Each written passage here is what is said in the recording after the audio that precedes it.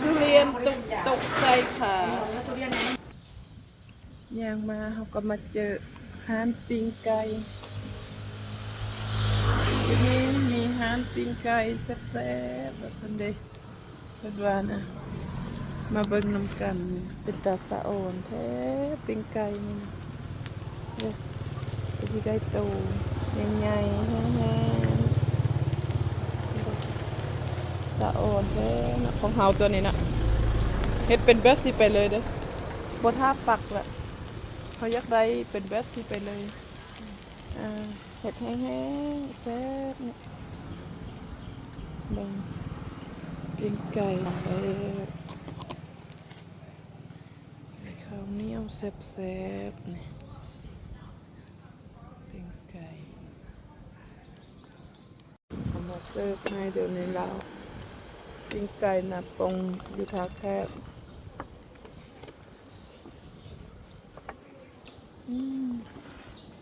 แซ่บให้เบิ่งดูตำบักหุ่งแซ่บๆว่าร้านนี้แซ่บสุดใจ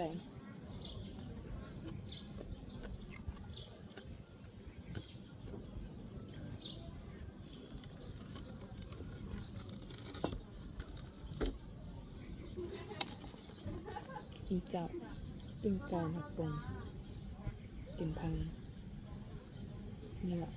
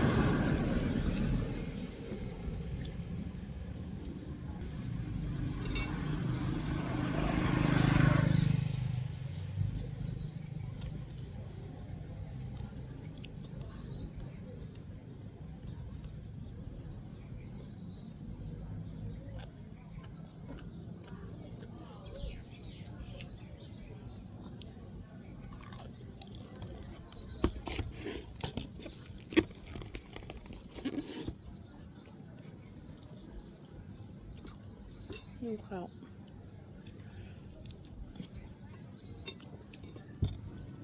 เมื่อวานนี้ขับรถมาฮอดคำเลยจักหน่อยเป็นไข้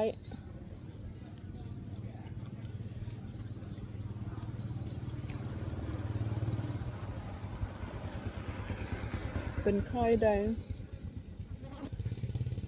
เมื่อคืนเจ็บคอ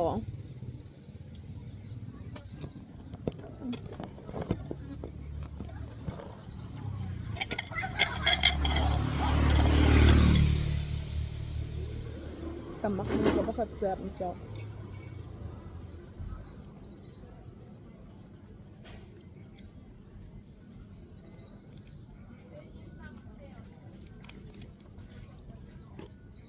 ปิ้งไก่หน้าปงอยู่หักแคบ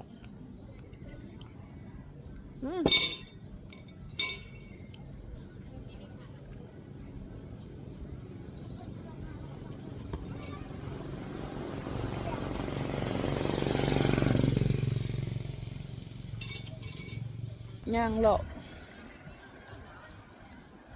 อยู่แถวท่าแขกนี่มันเป็นตะนั่งอีหลีเด้อเป็นแบบหากินก็ง่ายเป็นบอนนั่งบอนยังลิ้นสบายบอนนั่งบอนยังน่ะเป็นแบบว่าสบายเป็นกันเองเป็นจุดสนใจมันมีฮานปิ้งกอกปิ้งไก่ฮานตำมักฮุงว่าเลือกกินเอามักฮานได้กับมาฮานนั้นอาหารทักแขกก็จะมีแบบนี้แหละเนี่ยมันเห็ดแล้วก็ปิ้งเอาแต่มักฮอกมักฮุงหลายอย่างมากินมาซอกกินโลด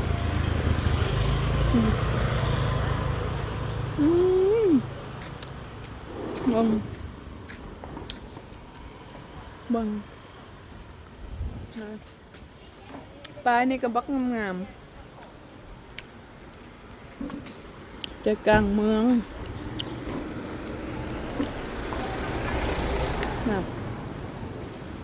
กกไม้ที่งามที่สุดในนี้ป้า Amazing ขนาดเนาะได้เพิ่นสร้างเห็ดได้มี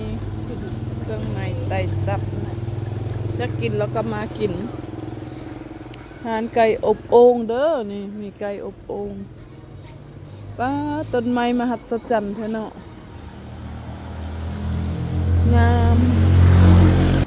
อู้ทางเส้นนี้คือทางแคมข้องคือแบบมันอุดมสมบูรณ์เนาะเท่านี้นะ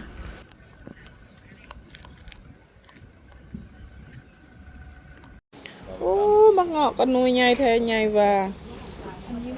Up north, it's hard to get. น่ะIt's really good up north. Like the watermelon's really good. The one stuff from China though, because บัดนี้กับมากกับมากทุลีโอ้ยขาดบ่ได้เลยหน่วยใดก็อ้าวอ้าวอ้าวคือไปซะแล้วอ่ะตายค่าหลายเบิด ทีนี้ก็จิบแล้วจิบแล้วมีอะไรกัน โอ้ยกล่องขึ้นสูงโพดสุกหมดแล้วเนาะนี่มือจับอันนี้เดี๋ยวจะจับนี่ให้เดี๋ยวดู นี่นะเนาะเดี๋ยวนึกว่าให้ไปเคาะกันไป สาวสุกโพดบอล ไปสองแค่ไปนะหลาย เดี๋ยวมันลองจับมันดูพอดีเนาะ ดีครับ เนาะต้องโรย ตรงนี้ยังบริการชิม แซนเจ้าหวานมัน ไม่ผิดหวังลูกค้าก็ยังบอกยังทันเลยเพิ่นเจ๊จะมือไหลมือฮักเลยครับซื้อยาลูกค้า King of fruit sticks. อันนี้บกรอบนอกน้ำในแซ่บได้มาได้หลายจะโอ้ไปกินคาเจ็บเลย เจ็บเลยเนาะ แต่ดิจะมันลนน้อยๆใช่เขาจับแล้วค้นมันให้เราไม่ดียางมาก็มาเจอห้านกาแฟเวียทาแขก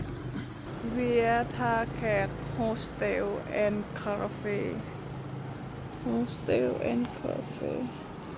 ว้าว good simple place cappuccino something ทายสิเอามาแวะกินกาแฟนี่เบิ้งกาแฟ